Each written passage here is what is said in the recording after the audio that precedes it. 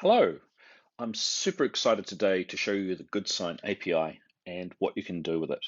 And what I want to show you is probably the coolest feature we've got, and that's the ability to upload a PDF into GoodSign. And that PDF has markup tags in it, or text tags as we call it, and we can interpret those tags and put the right fields on it, like a signing field or a name field or an input field. To get started with the API, just scroll down to the bottom of the homepage and hit API. Uh, some overview of the API and all the different methods. We're going to be looking at the API PDF and tags method at the moment. We've got the authentication that we use, which is a bearer authentication. And we're going to show you how to use Postman in this. So we've got Postman configured up with some default settings of how you can actually use our API. So let's talk about how you can upload a PDF and use PDFs via API. And this has probably been a situation where you're generating PDFs out of maybe some software and they're all custom. So let's have a look at the quick start guide that I've put together. And this is how you can use text tags inside a document. So here's some examples of how you can get a signature into the document. You'd use these square braces and you'd put a sign, you want a signature here, and the person to sign it is signer one. We've got some ability to add different default sizes for signatures, but you can also increase the font size as well. There's a few little tricks that we've got here. Here's a name tag that you can put into the document, and when you upload the JSON or you send a payload to us, we'll use the name out of that there. So there's no need to actually put the name of the signer. You could if you wanted to, but this is reasonably easy. You can just put a name tag in there. You don't actually have to think about what the person's name is yet. And you'll see there's a bit of white space here, and this means that the name field will be by default this wide. There's some ways you can make it wider, but we're going to use the white space to indicate to figure out how big this is. Now, once it's too bigger than that, the text is actually going to wrap down. So it's helpful to have this field a bit wider, as wide as you may need it. Another default field is email. Here's our standard input field. So this is maybe we want to capture someone's address. This is signer, and this is some default text that you may have there to prompt them for what you want them to enter. Now, you can also use a question mark token here. And it says, okay, this default text must remain there or they must enter some new text. But this here, they can actually delete this text and leave it blank. So this is an optional field that they might have. Maybe it's a postcode or something extra, an address that's maybe not all signers need to have. There's one field I noticed that's missing here is just a date. So you can also do a date field that's just a date tag. I'll update that in a moment. Now there's a few little tricks that you can do to configure where tags appear and their scale and their color. Here is a optional input for signer 2. It's red and wide. The width is 200. This field's maybe about 250, so this 200. This field's about this wide. We want the text to be red. I can't read the color of the text, but I can read the code here. You can also set things like font as well. Now, there's also a left, L for left, and if you want to move this field from where it currently is, maybe you put a field here, but you actually want it to move to the left, you'd do left and maybe -5 to move it to the left, -5 points. +5 would be this way. Same with top. Top is pushing it down, T for top. T would push it down, -T would pull it up if you wanted it into a different spot from where you could actually get this text. And that works for all different types of fields using this fourth parameter here. There's some fonts here as well that you might want to use. Maybe monospace is helpful. Here you can also see the font size helps. So the larger the font size, the larger the field will be. Again, here's something small, medium for input fields, same for signer. We've talked about required. And here's cross-ref fields. So maybe you only have a little bit of text that you want to put in here, and you need to define it with colors and fonts and all sorts of things here. But you don't have a lot of space in your document. Maybe these need to line up all in a row. What you can do is you can use any field that starts with an X and then a code. You can send us those details in the post. So when you post that, I need that field, for example, XA, and then you set those values that you want in here. Maybe these values actually change in your document and you want to change them dynamically. You can basically use this as placeholders. So we've got that, and it's helpful.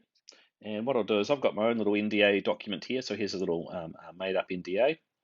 And what I'm going to do is I'm going to show you how you can put your own fields in here. I'm going to just use Preview's little default text tool.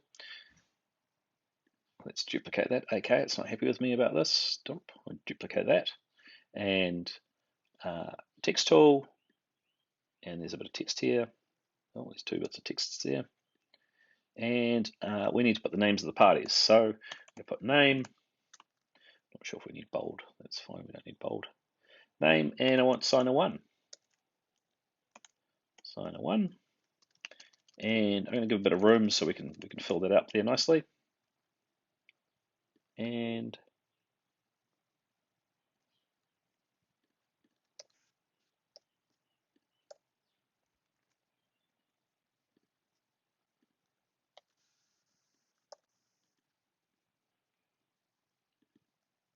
so I've got a PDF field here. So I've got a PDF document here, and I'm going to show you how you can mark up that document. So we'll click this little tool where we can do markup. I'm going to put text in here. Here's a text field that we've got, and I'm going to use the text tags that we've got. So I want the person's name here, and signer 1, and I want to make this field quite wide, and we need to do this for signer 2. So name, oh, let me just edit that, signer 2. Wonderful. I can duplicate that field. I can copy that field. I'm just holding the Option key and dragging. That allows you to copy the field, and we've got 2 more fields to do down here. So I need to have this signed by party 1. So I'll use a sign. Wonderful. Let's put it there. What their name is. We've done name. Of course, it was signer 1. So just fix that. We need the date as well. So here's the date. Put the date in. And we're away. Now we just need to do the bottom ones. We want signer 2 to sign this.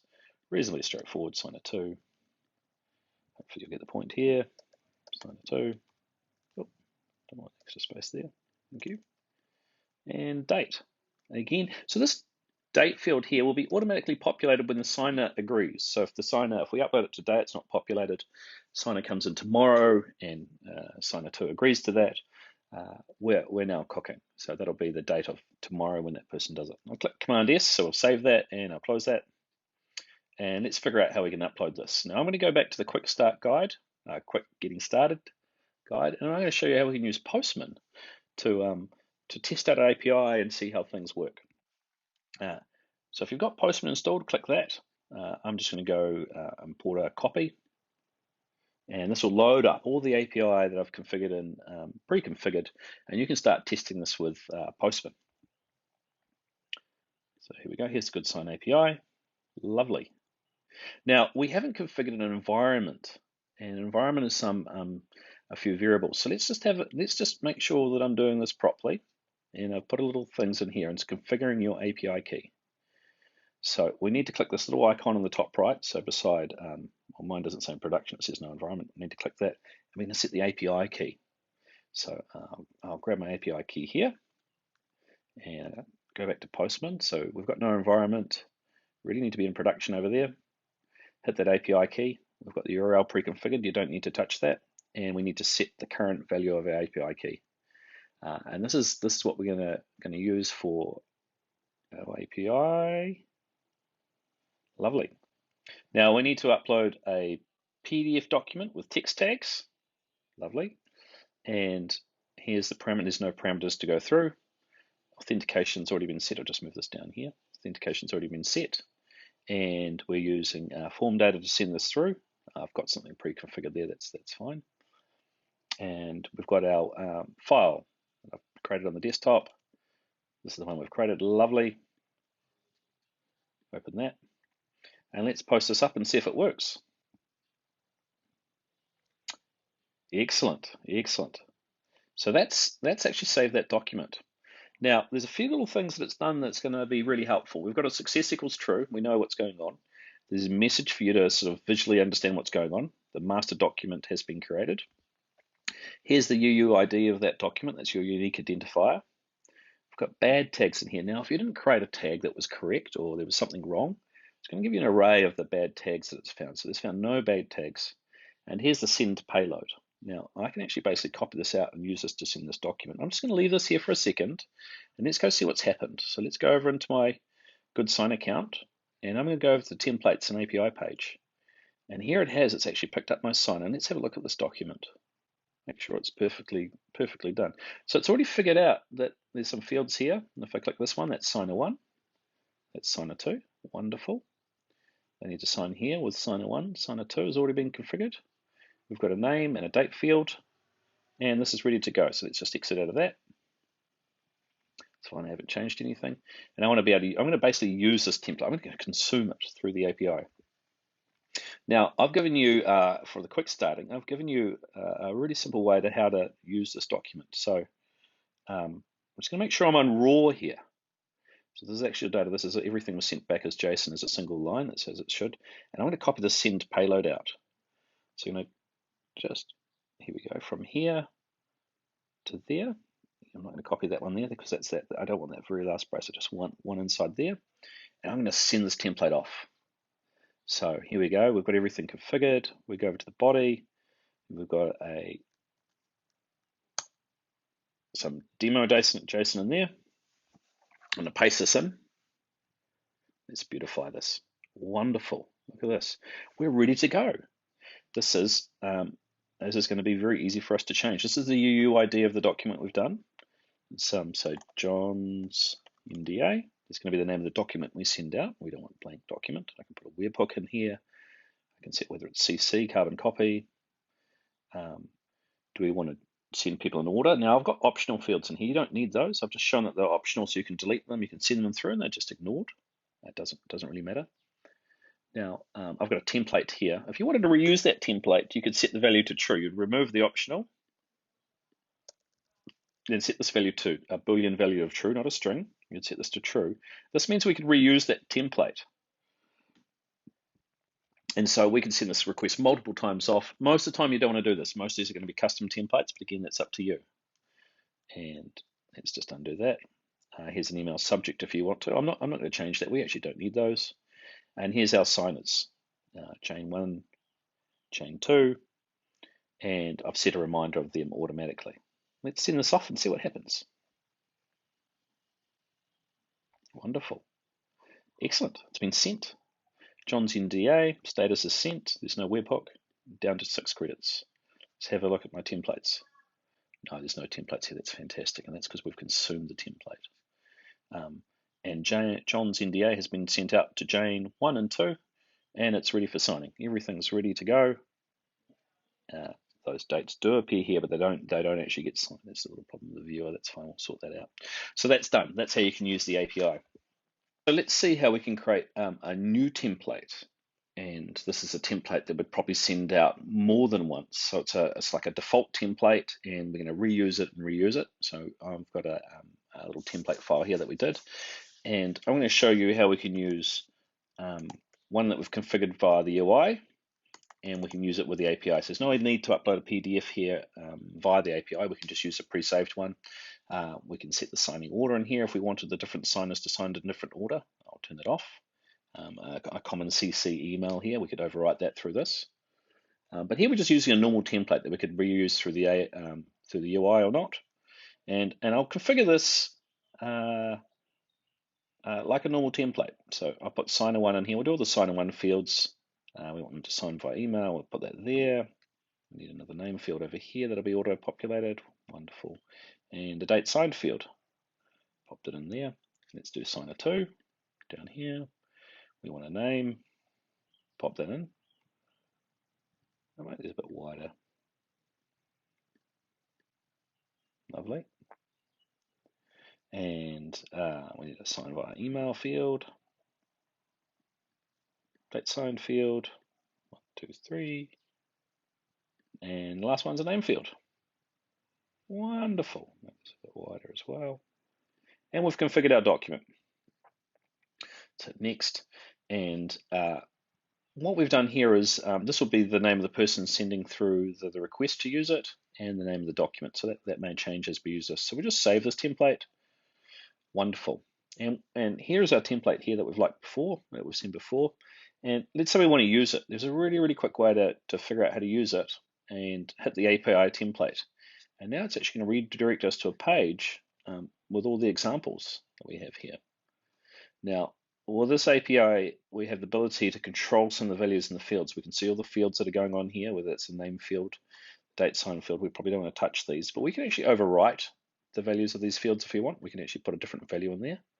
and maybe there's some fields you want to control that you've put onto the document and you want to reconfigure. So let's just grab this payload down here, and let's use this endpoint, the use template endpoint.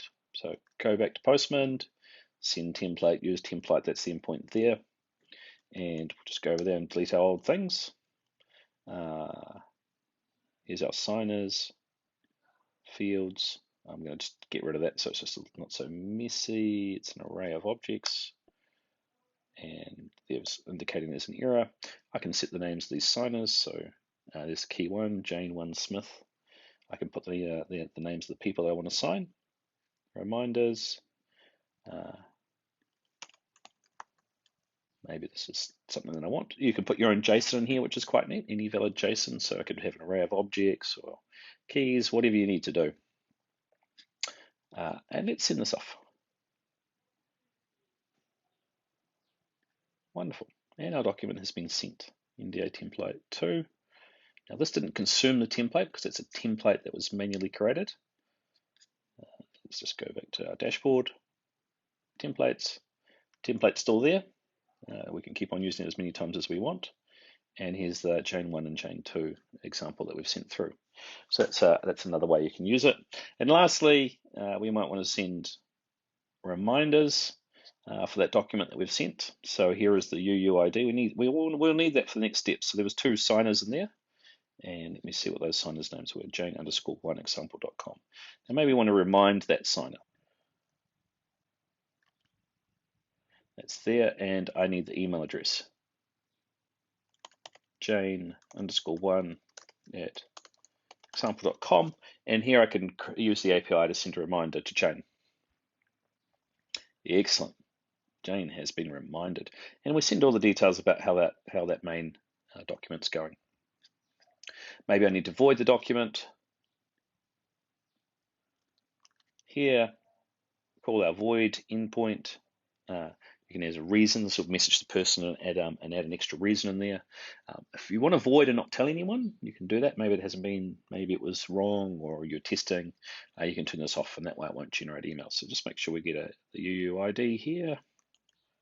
Wonderful, and let's void that document. Success true. So let's go over here. Let's look at all, and now that document's voided. That can't be signed, and those 2 signers will be notified. Awesome. Love any feedback you have on the API. Please let me know. I'm excited to see what you build from it.